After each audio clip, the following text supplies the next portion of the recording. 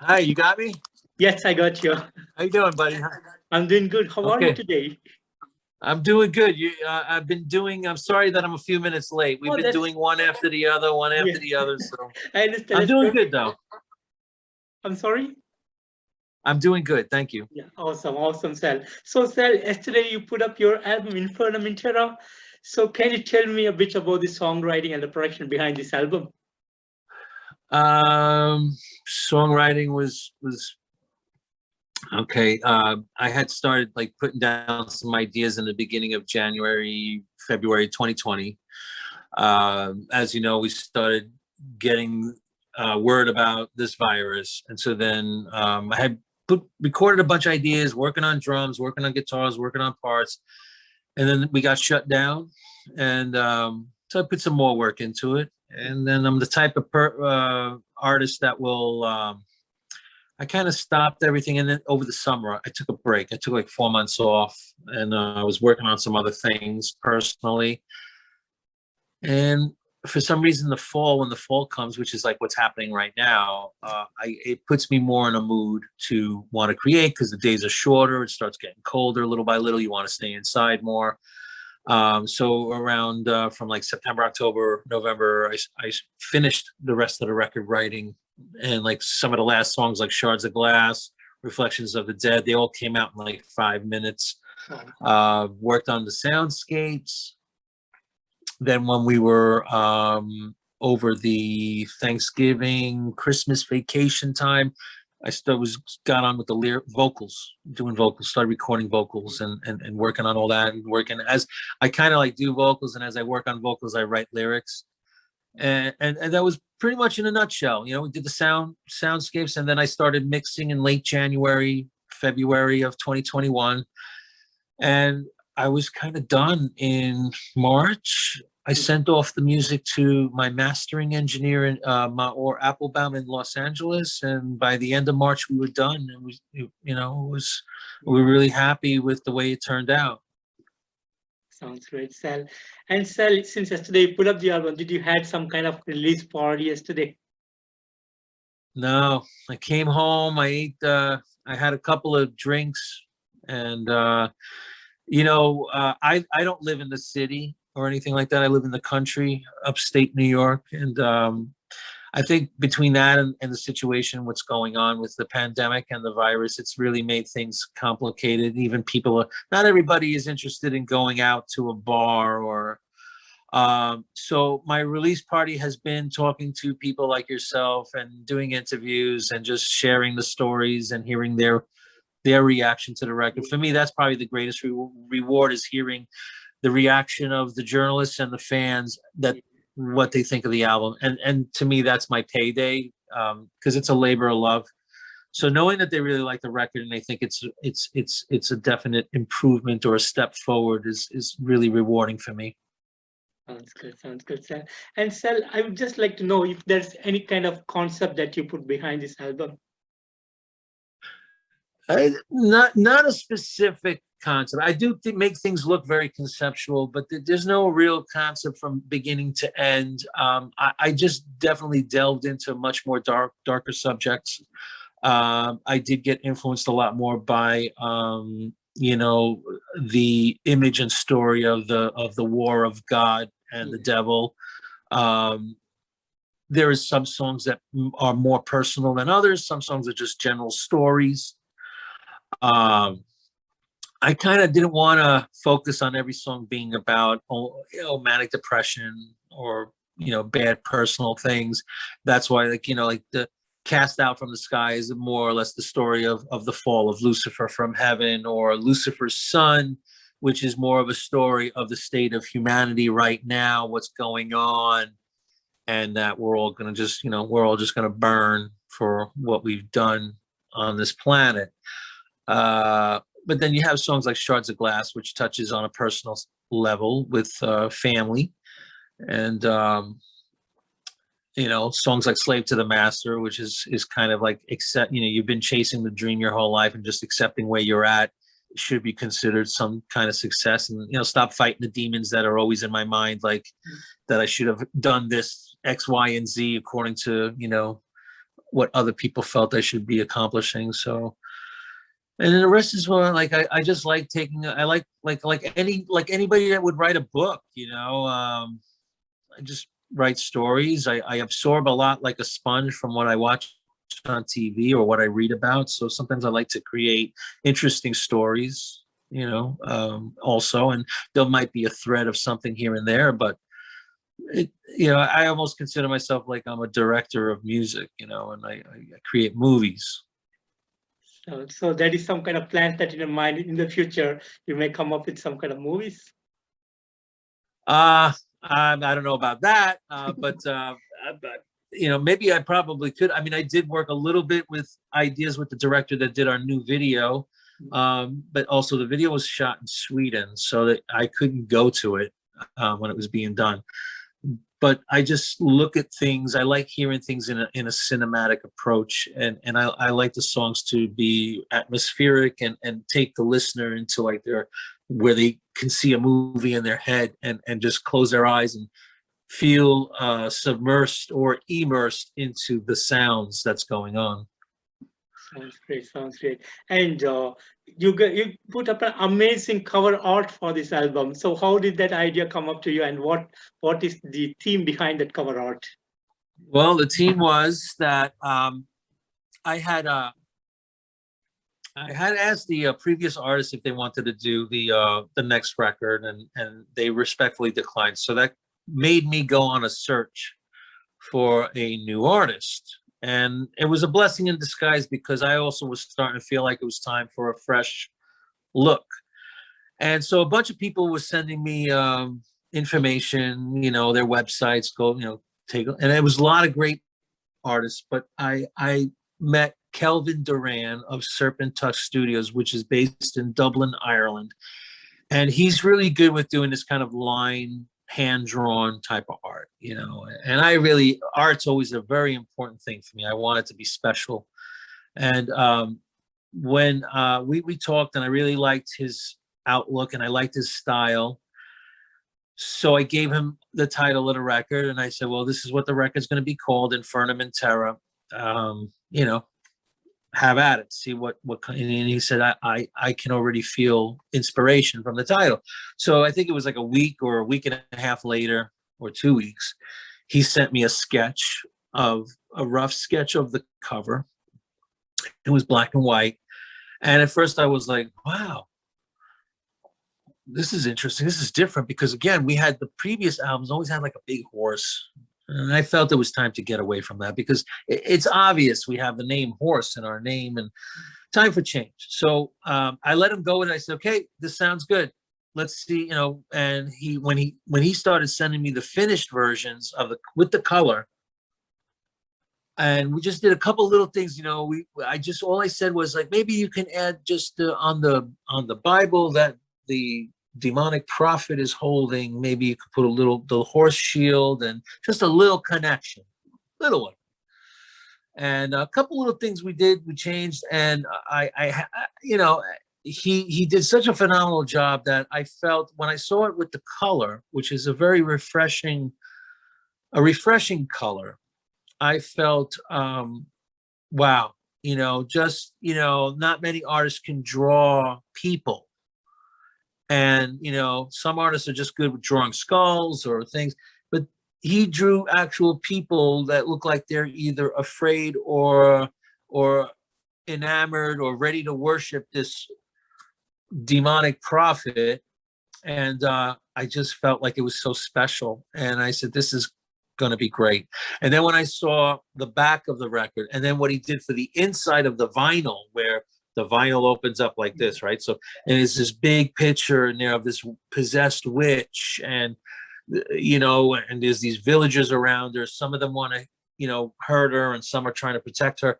I just said, this is such a great new look for us to do and have, and it seems like everyone's really been impressed with this new look, and I think it's given the band a new chapter of a new life, of excitement, And it was all meant to be. You know, sometimes the universe works like that. You get changes, and you think it's bad changes, but then in the end, it makes you do things or have other people get involved that just makes it better.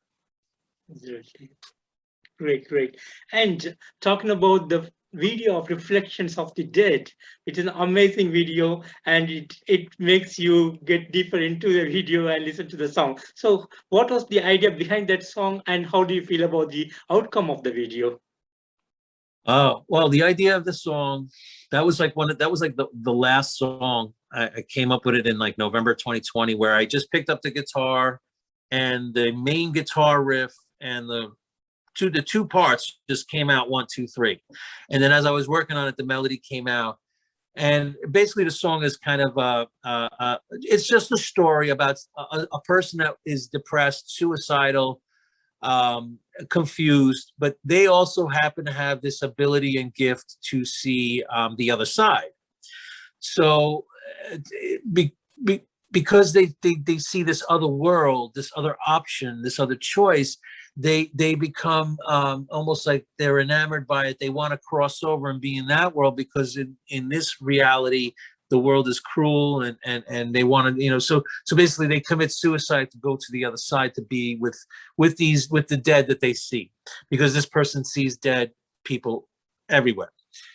And the director, Joel Nilsson, he was the same director that did the video on the last album for Fell in My Hole. And he's based in Sweden, and in Gothenburg. And so I talked to him again, and I said, do you want to do the next video? And I sent him the song. I sent him the lyrics. And then we talked about a little bit. After a little bit, we said a couple of ideas back and forth. And I kind of said, this is what I see, a little bit of this, a little bit of that. I see some forests. And he really fell in love with the song, and it shows. And so he got, you know, I told him, I said, I want an actress, a female actress that's going through this. And of course, it has nothing to do with anything sexual. It's just a girl that's going through some pain or problems. And, you know, it was filmed, like the forest, it was filmed outside of Gothenburg in the forest. And then the bathtub scenes were done in an apartment in Gothenburg. And Tony Jelenovich, who is the singer of Transport League, also assisted, was director's assistant in this video also. And I think he was one of the guys wearing the cloaks. And he's a dear friend of mine as well. And he was the one that got me connected and turned me on to Joel. But Joel's such a sweetheart. And he did such a great job that when I saw that video the first time, I basically kind of cried a little bit, because I was so emotional from seeing my music with this beautiful visual artwork, and it's done so beautifully, and the color of the atmosphere. And there's something special about those forests over there in Sweden, that these particular pine trees have such a incredible look to them, and it's such a pure look that I can't believe how well received it's been. And I can't believe, like, it's like the views are just, the amount of views this video has gotten in 3 weeks, just over 3 weeks, is incredible. I can't believe what's going on with that. And I hope, you know, we're definitely going to work together. And I hope, like, you know, one day I could just be part of the video and be one of the actors. I'm a big fan of making videos like movies. I think when you have like the performance videos of bands playing on, I don't know, it gets boring. Everyone's done it. You know, so I like having these short movies, you know, this kind of attitude. I think it gives the listener a chance to be absorbed into another world, and they can really get caught up in it and just kind of daydream watching it.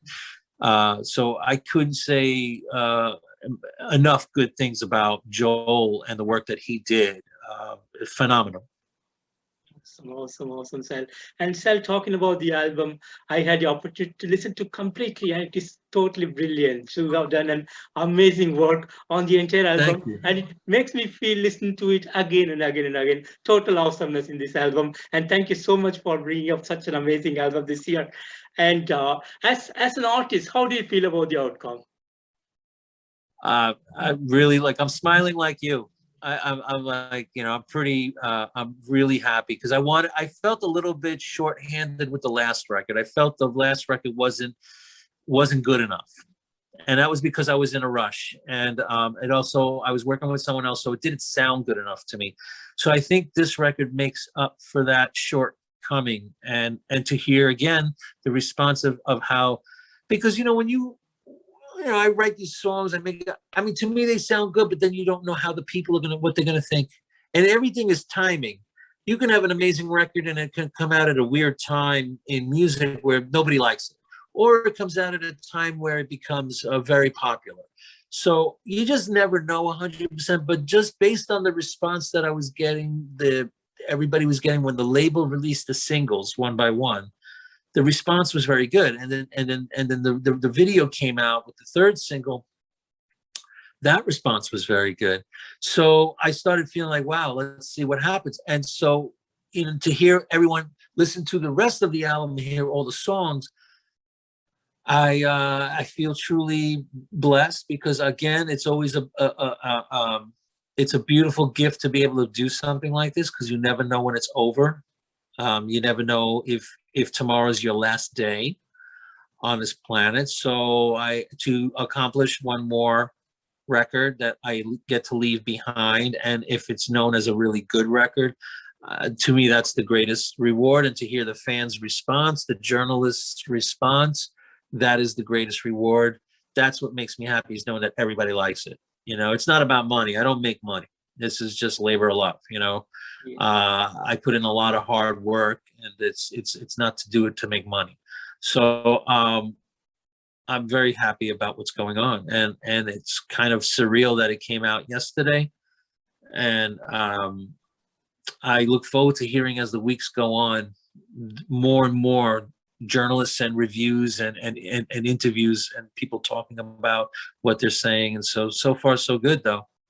Sounds good, Sal. And Sal, I know things are very hard at the moment. So how is the touring plan looks like for you? Yeah, I don't have too many plans. Maybe we can get something together to do something in maybe the summer of 2022.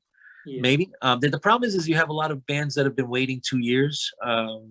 Like all the bands that got canceled in 2020, 2021, they're all in line to do all the festivals, and they're all in line to do the shows. So there's not a lot of slots, like availability at the festivals and at the venues. So that's complicated.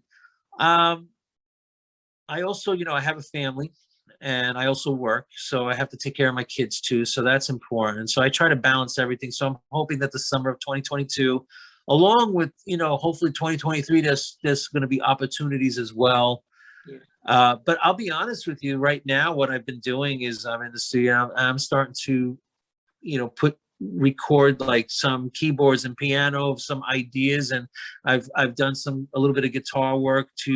I want to spend this winter to work on another record, and start recording and writing songs again, because this record has inspired me to I want to write another one. I feel like I'm on a roll. I feel like I'm on a good I have a good formula of what, and so I want to capitalize and take advantage of this good vibrations that I got going on. That's great to hear, Sal. That's great to hear. And Sal, you started a pale horse named Death way back in 2010. So it's almost 10 years has completed now. So how do you feel, and how was the journey been for you so far? Well, I'll correct you. Technically, January 2009 was when I came up with the name. And so we got like 10, 11 years. It's been up and down. I've been through a lot of musicians. I've had a lot of great musicians in this band for the live shows. and you know, people come and go and people change, and it's been a crazy ride. I mean, I did stop for a bunch of years in the middle. I was working in another band, and so it's been kind of like, it's always like this, everything like in life, you know, nothing's perfect. To me, again, the most important thing always is the ability to orchestrate and create new music, and that's my favorite thing to do. And so, and I've gotten to do a lot of great shows, and we've done some really good things. This band has done some really good tours, and we've done some very I guess, as rough as it has been at times, I guess I've been blessed also to at least say I had my own band, not only coming from two previous bands that were well known, but have my own band that got to do some small monumental things, you know, and has touched the lives of fans. That sounds great. And talking about your prior bands from Type O Negative, you were a drummer for the band of Type O Negative. You guys made amazing records, popular all over the world. Then you were in Life of Agony, another amazing band, and then now you have your own band. So how has the journey from Type O Negative to your own band feels like? Oh, it's that's a long journey. You're looking at over 30 years. Yeah. Like, again, like anything in life, it's been a rocky journey. There's been good times, there's been bad times. You know, there's been arguments and there's been love. But all of it, like an old man with wisdom, these are all experiences and knowledge that you gain throughout your life to only make the future better. And it all comes out now with this music, A Pale Horse Named Death. All my experiences of being in the studio so many times, working with those bands, you know, you always walk away with something, you know, that you learn. And this is something that happens to musicians as they get older, as they have more experience, because a young musician is not going to have the same knowledge or experience. And music, like anything else in art, is a lifelong journey of learning. If you're not learning, then you're doing something wrong. And it all has contributed to the person I am now musically and my influences. And you know, I don't recommend it for everyone. It's a tough life. You know, there's ups and downs. I've had, like I said, there's been some great moments. I've done some great shows with both of those bands, memorable shows, big shows. And I just think it's all a journey. It's all a journey. And that's what life is about in any career or job or anything. It's a journey, and what you get out of that journey and you can keep with you and learn from is the important part. Because if you don't learn from your mistakes or learn from the journey, then you're not paying attention. So I could definitely say that it's made me, I'm probably at the best position I am as a person that can write songs and create music. You know, from 10 years ago to now, I feel like I've grown and I've come into a new formula that I expressed quite a bit on this new record. And I think there'll be even more, it'll be more prevalent on future recordings, is this ability to orchestrate and bring very heavy riffs or heavy music along with very sweet melodies or catchy instrumentation that will get inside your ear and you can't stop listening to it, kind of thing. And again, it's like Michelangelo, you know, all, you know, most artists don't become famous till they're dead, after they're dead, you know, and that's what it is. You gain this knowledge and experience as you get older, and usually in your later years is when you do your finest work. Absolutely, absolutely. And Sal, I know there might be a lot of great moments over the years, but is there something memorable to you always on your mind that you want to share with me?